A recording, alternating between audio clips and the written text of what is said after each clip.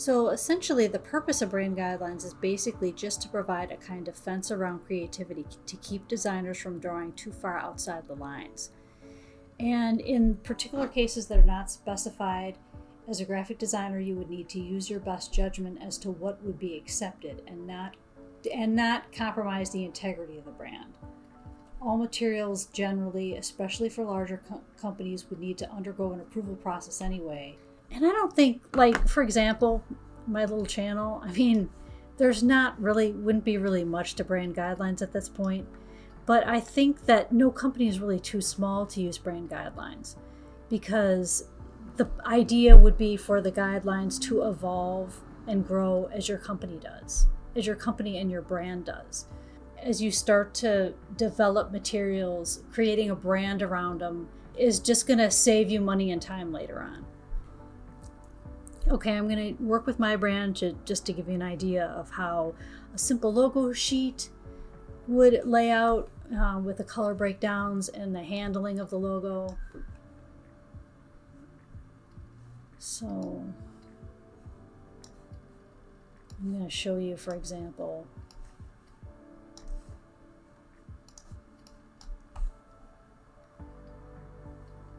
this is just my quick layout. You could spend a lot more time on this than I am going to do in this for the purposes of this video. So I'm just gonna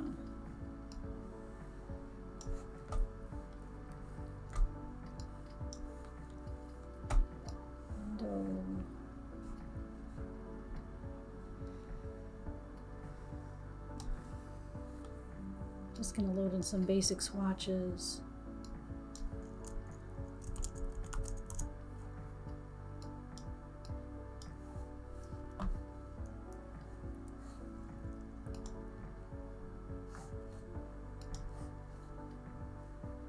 I'll make it gray.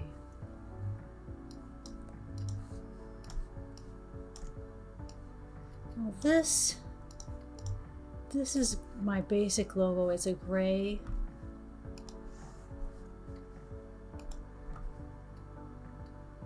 It's a 60% gray, I think, everywhere.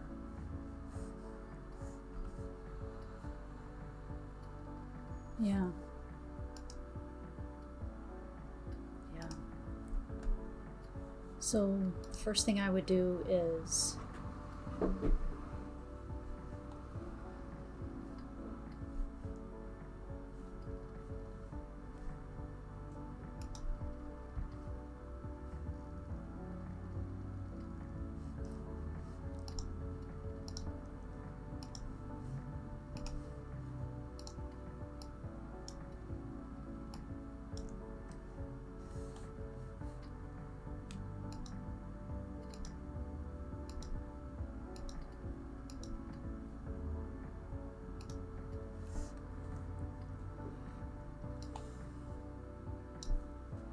so the first thing I would do is create the color breakdowns for this particular gray version of the logo.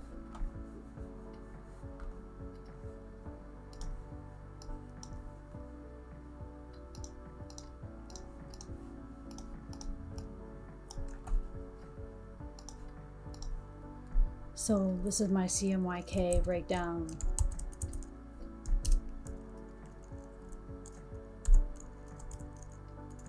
Zero, zero. Well, it should really be 0C, 0, 0, 0Y, 60K. And I really only, I have to admit that I really only did the black version, so I'm going to have to interpret this across color profiles. I'll just go with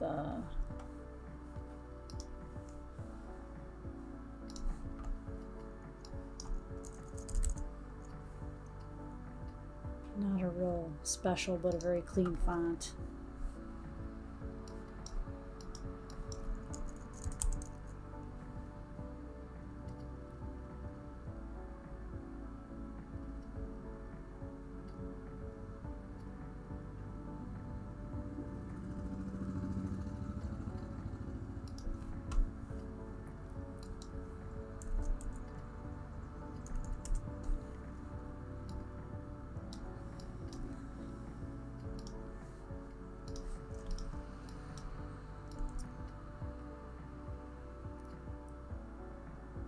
So this is my, you know what, I'm going to string this along.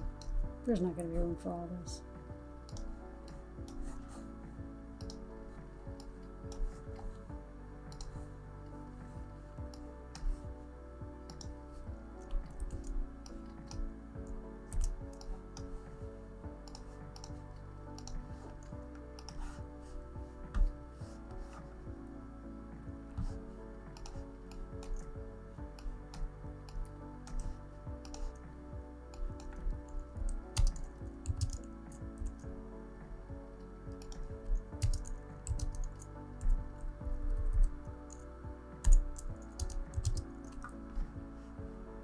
That's the CMYK.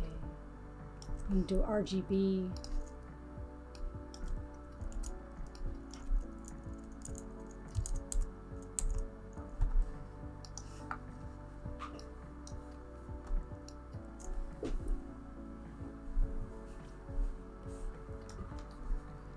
So if I convert this to RGB, there are better ways of doing this, but for now, for the purposes of this, just illustration, this is good. 109, 110, 113.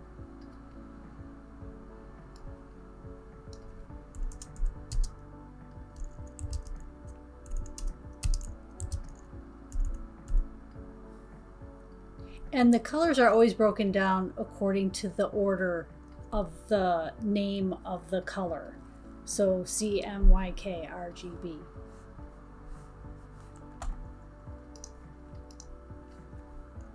(109, 110, 113).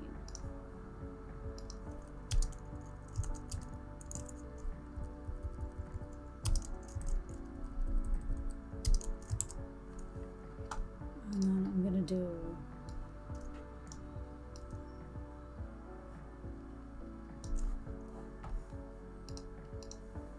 do this is the hex. This is the web. It's the web equivalent color of the RGB. So this is a screen color as well. Hex, it's called hex. When you do your website or whatever, this is this hex with the prefix pound would be added to your website page or whatever, and this is the color. That's the color name. So you would call that out in your code and it would match exactly.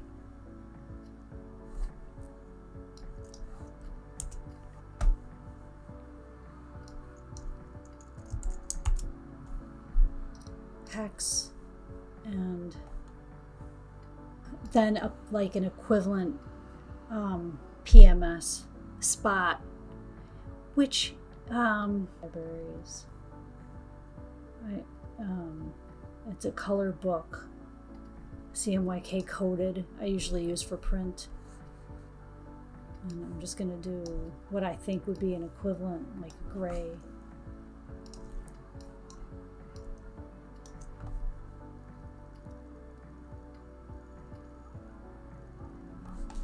Or you could do a Google search.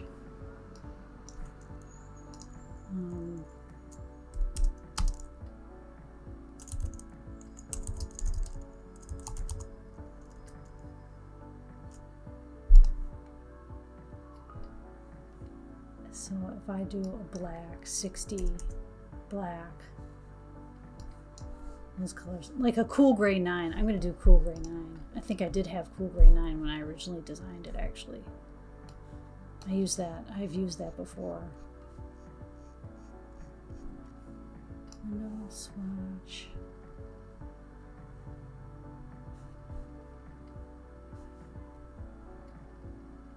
Oh, solid coded is what I use.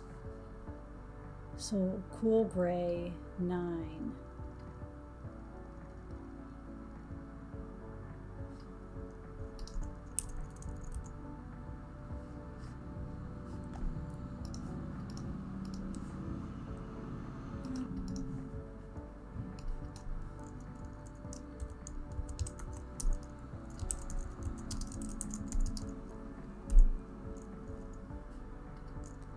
I'm just going to say, see, this is the coded version of the color.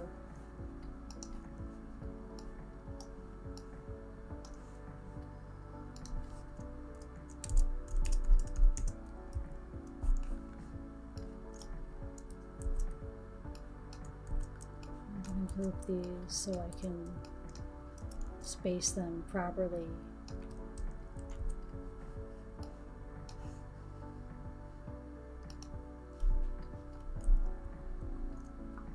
So that's my my basic logo profile.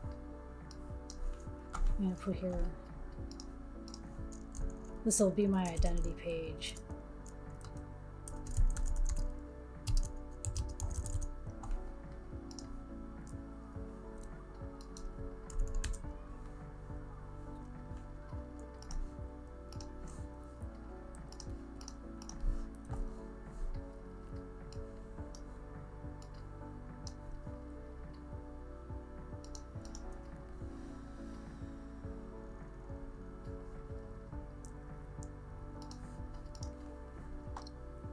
I'll just make this, I'll start to make this like the color.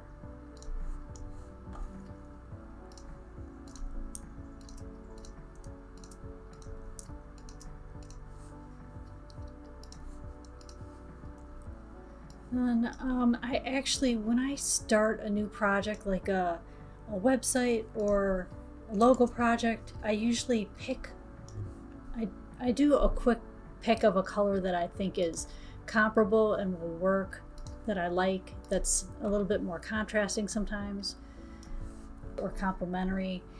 And in this case I had an orange that I was working with. And I usually create like a logo asset folder, so I'll start to put some of the colors that I'm working on initially when I just initially start the project. So, and then I refer to this when I'm developing websites or other materials. I just always refer to my asset folder until I can get to the brand guideline stage of the development. So in this case, I have an orange, like a spot that I was using.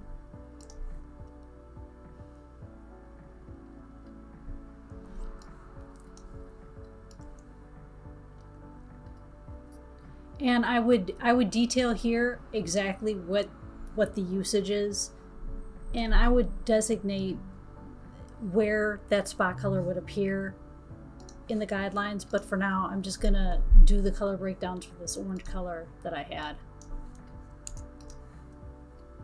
I have a hex. I had a hex because I was developing some digital materials, and that's where I started with the hex.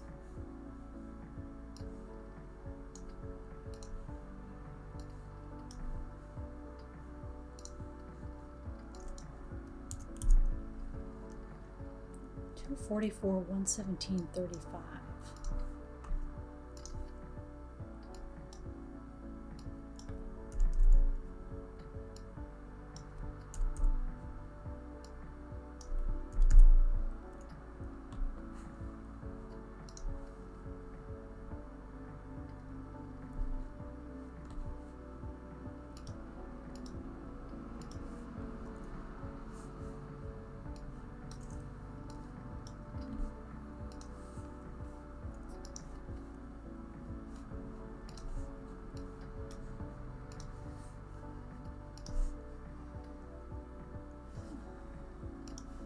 I'm just going to convert this to CMYK.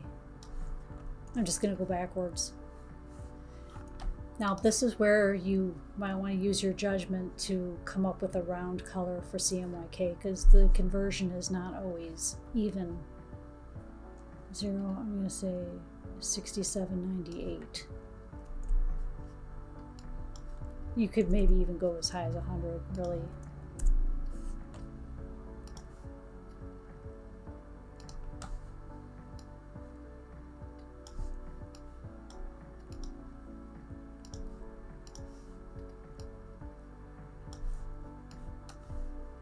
This is RGB.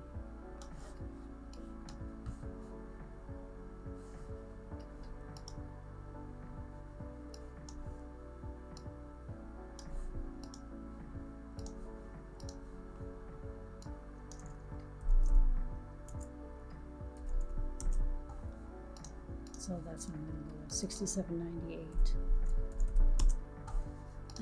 my PMS equivalent, I'm just going to type in, I'm going to do what I did before, just type in my hex color.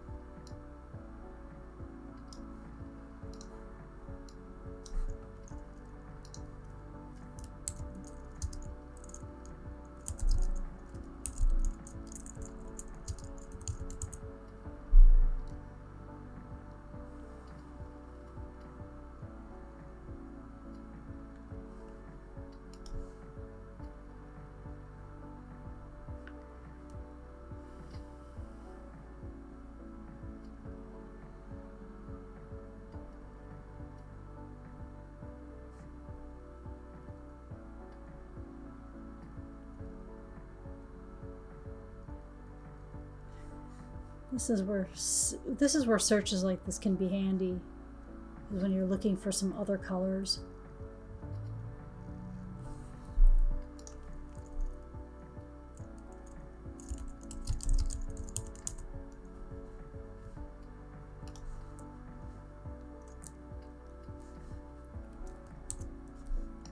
Lots of web utilities to do color searches and to help you develop these kind of details. 158. I'm gonna try 158.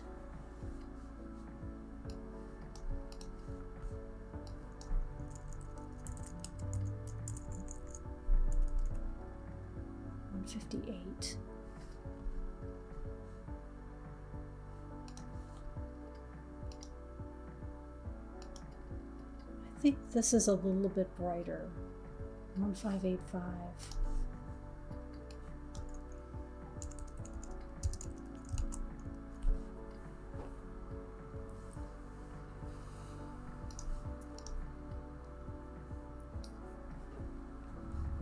Now I think I'm going to deal with clear space, just to show you.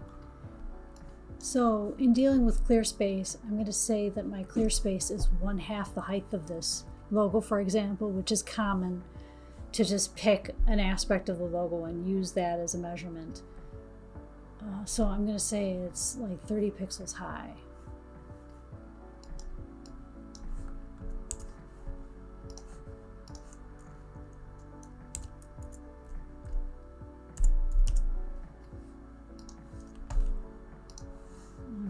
This my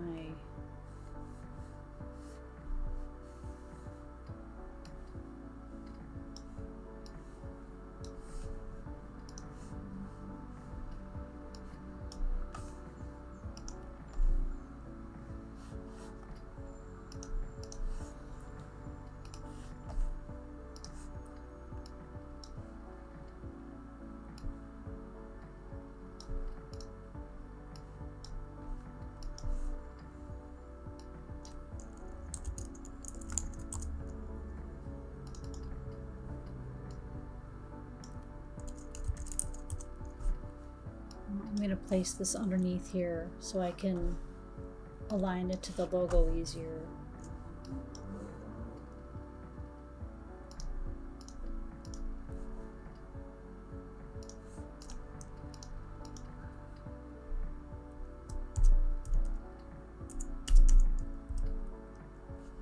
And I'm just going to make it like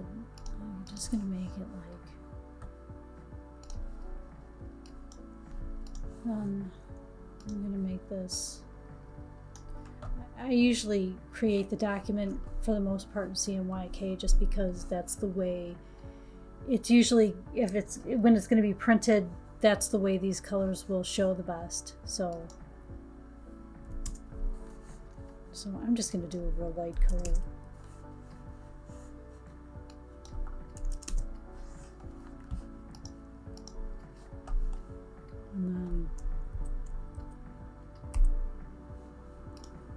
And then this is my clear space.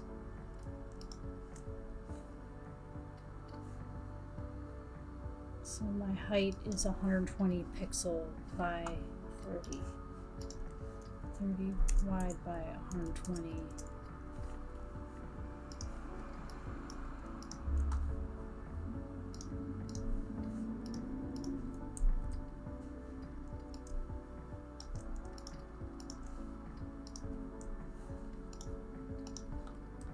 So that's my clear space.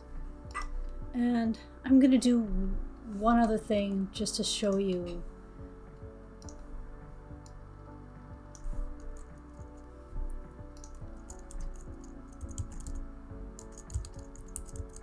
You could spec Google fonts as well as Adobe fonts, really.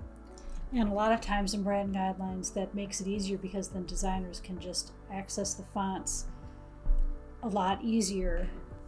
All fonts. I'm going to pick something that's I like how this you can filter these fonts. I'm just going to go with something clean and sans serif.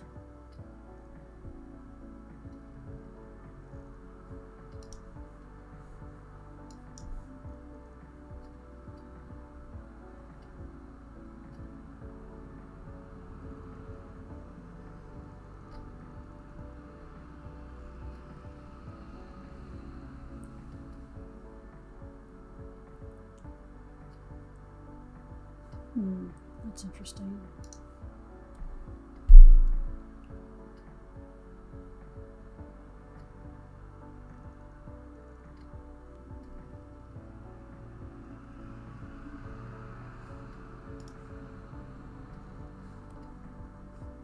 So I'm just going to pick a few of these.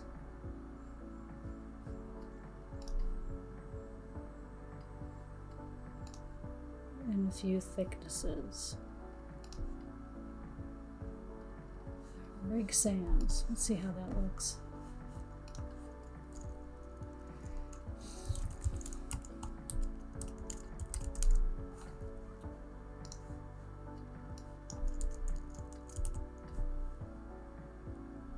Rig Sans light.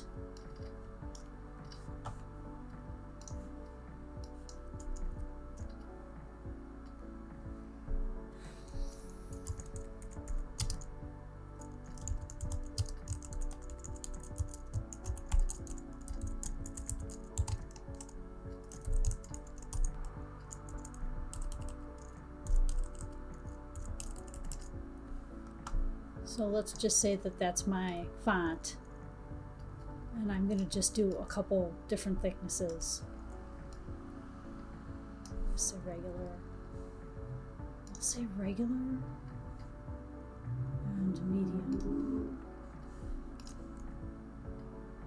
I'll do 4. Thin, light, regular, medium. Thin, light,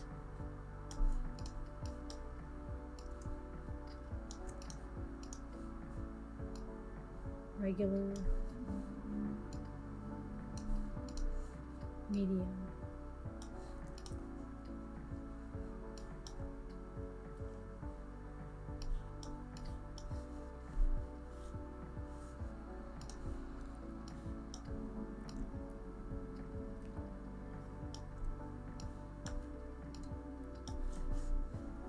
Rig Sans.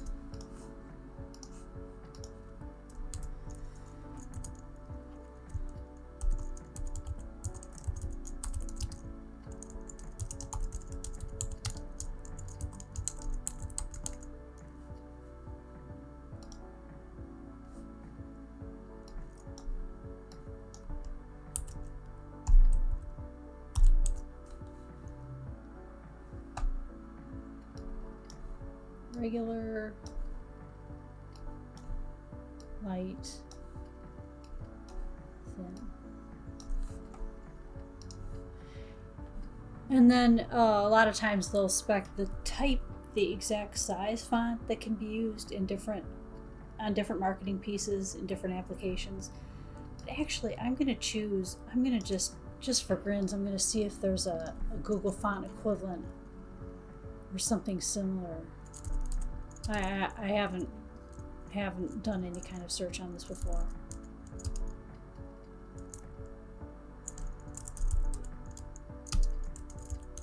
Rig Sans, Google.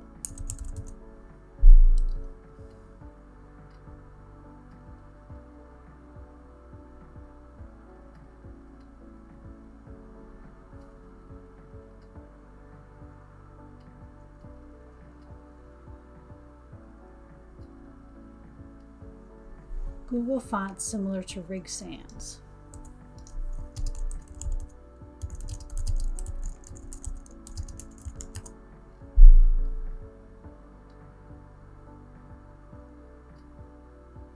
Let's see what this is. Myrtle Sans.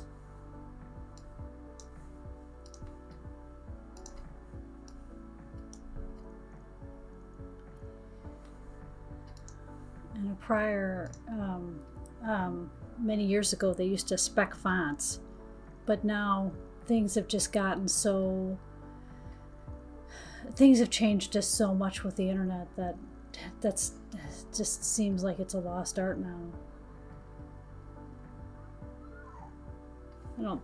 But for example, you'd look at things like, I could spend a lot more time speccing this font to make sure that the characteristics are similar to this Adobe font. Things like the ascender, the cap height, etc., descender. But for purposes of this tutorial, I'm just going to say that this is similar enough.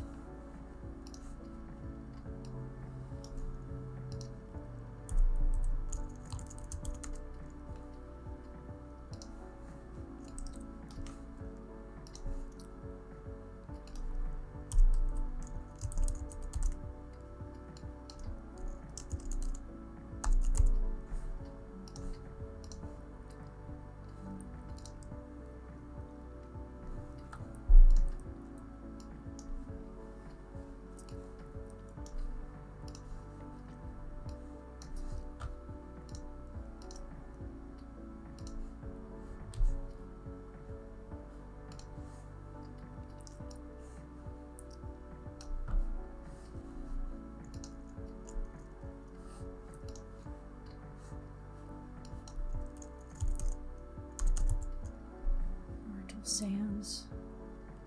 I'm just going to go with, I'll just say, for purposes of this, Adobe Rig Sans light and medium, light, regular, medium. Myrtle Sans light, regular, medium.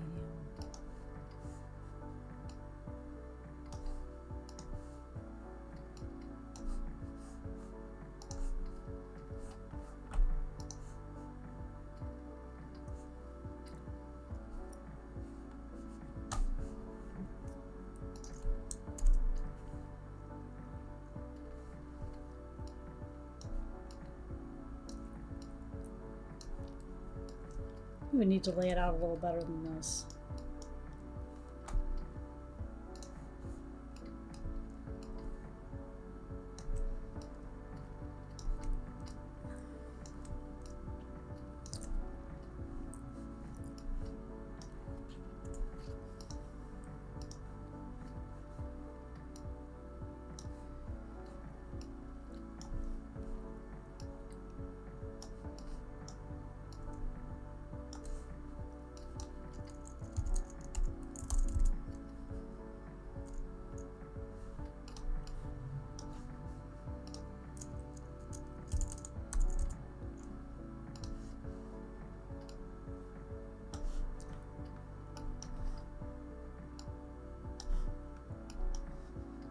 Medium. I'll say semi-bold.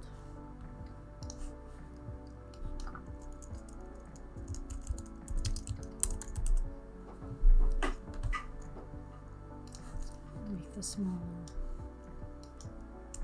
12 is plenty. 12 on 14.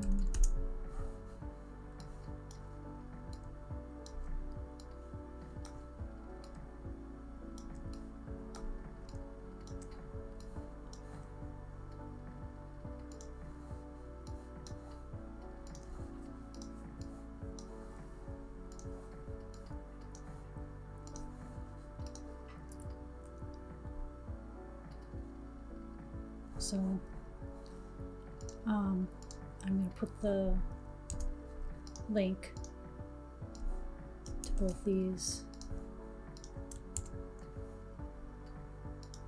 and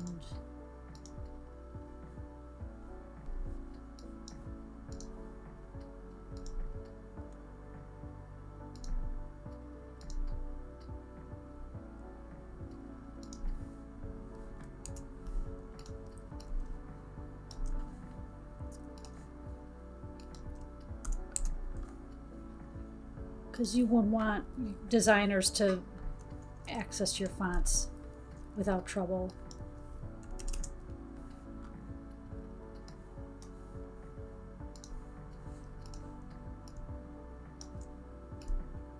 Not necessarily the fonts I would ultimately go with, but this gives you an idea.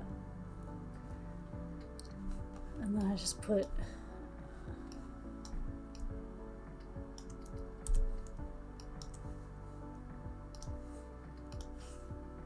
here logo, I put colors.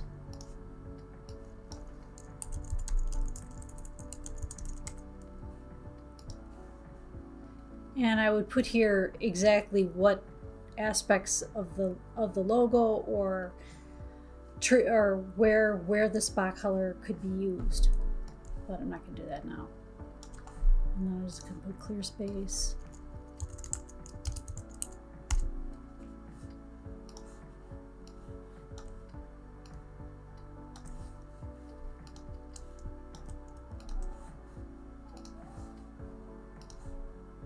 Fonts.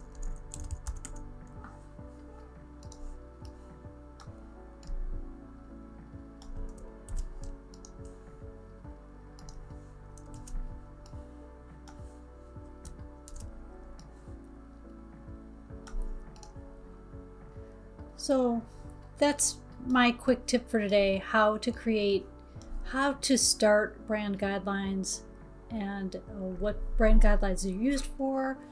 I hope this is helpful. Please like, subscribe, leave a comment on your way out. It helps me determine what is the best content, most useful. Please give me a thumbs up. Thanks for watching.